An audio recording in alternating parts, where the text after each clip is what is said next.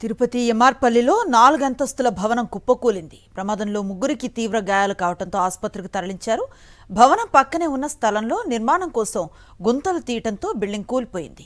సంఘటనా స్థలంలో rescue team శిథిలాలను తొలగిస్తోంది.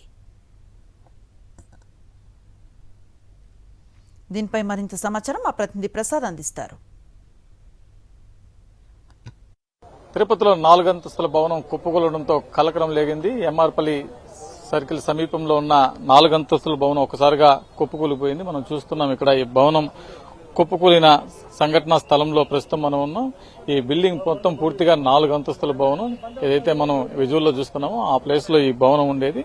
ఒకసారిగా కూలిపోవడంతో ఈ పూర్తిగా భవనం మొత్తం కూడా పక్కకు ఒరిగి పక్కనే ఉన్న ఖాళీ ప్లేస్ లో కూడా పలిపోయిన పరిస్థితి ఉంది.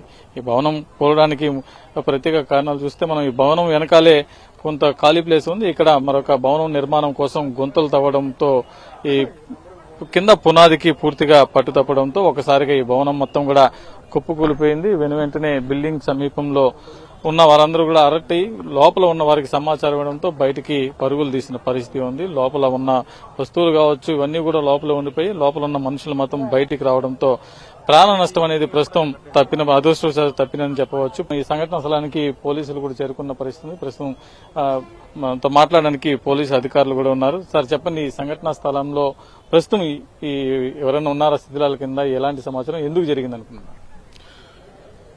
ప్రస్తుతానికి ఎవరికి పెద్ద ఇంజరీస్ ఏమి తగలేదండి. చిన్న చిన్నగా దిగేటప్పుడు మెట్లు దిగేటప్పుడు కాలు పెనకటం అట్లాంటిది తప్పితే విజువల్ ఇంజరీస్ ఏమి ఉన్నట్టు మనకి సమాచారం రాలేదు ఇప్పటి వరకు.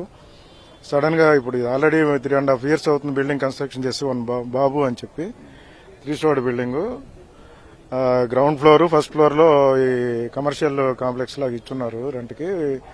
పైన రెసిడెన్స్ మ్యారేజ్ బ్యూరో ఒకటాను హౌస్ డ్వెల్లింగ్ హౌస్ ఒకటి ఉంది. ఈ పక్కమ్మట ఉన్న నైబర్ నాగేశ్వరరావు అని చెప్పి కన్స్ట్రక్షన్ వర్క్ ఏదో మొదలు పెట్టుకుని దీని బేస్మెంట్ ఎంతవరకు ఉందనేది తెలియకుండా ఒక 6 అడుగులు లోతుకి తవ్వి 22 అడుగులు పొడవు రోడ్డు వైపు నుంచి ఇటువైపు సుబే కాలనీలో తవ్వుకుంటూ పోయేసరికి ఉన్నట్టుండి సాయిల్ ఒకసారి గ్యాప్ రావడంతో లెఫ్ట్ సైడ్ కొరిగిపోయింది. దాని మీద ఉన్న టవర్స్ ఇవన్నీ పక్కకి పడిపోవడం జరిగింది. ఎవరికి ప్రమాదం అయితే జరగలేదు, క్యాజువాలిటీస్ ఏమి లేవు. మా పిల్లర్ ఏడ వరకు ఉందో దానికన్నా కిందికి లోడ్ ఇచ్చేసినారు. మా పిల్లరు అట్లే క్రాక్ ఇచ్చేసింది. కనీసం మాకు సమాచారం కూడా ఇవ్వలేదు, మాకు చెప్పలేదు. మా మరిది వచ్చి మోటార్ వేసి నీళ్లు వేసేదానికి వచ్చినాడు. వచ్చి చూస్తే అది పక్క క్రాక్ ఇచ్చిందని మాకు ఫోన్ చేసినారు. మా ఆయనకి మా మరిది ఇంకొక అతనికి ఫోన్ చేస్తే వచ్చి చూసే కొందికి అది ఇంత అడుగునుండది, అసలు పడిపోతుంది, అప్పటికే పడిపోతుంది. అయినా కూడా ఈ పాప వీళ్ళ పెదనాయన అందరూ వచ్చి మట్టి పోసి దాన్ని బూట్ చేసి పోతే కూడా మళ్ళీ అది క్రాక్ అట్లే వాలి పూసింది. ఇక్కడ కూలిపోయిన భవనానికి సంబంధించిన వాళ్ళకి న్యాయం చేస్తారా? మరి ఎవరైతే వెనకాల బిల్డింగ్ నిర్మాణం చేపడుతున్నారో అతను ప్రస్తుతం పరారీలో ఉన్న సమాచారం. వాళ్ళని పట్టుకుని దీని మీద ఏ విధమైన చర్యలు చేపడతారనేది వేచి చూడాల్సిన పరిస్థితి ఉంది.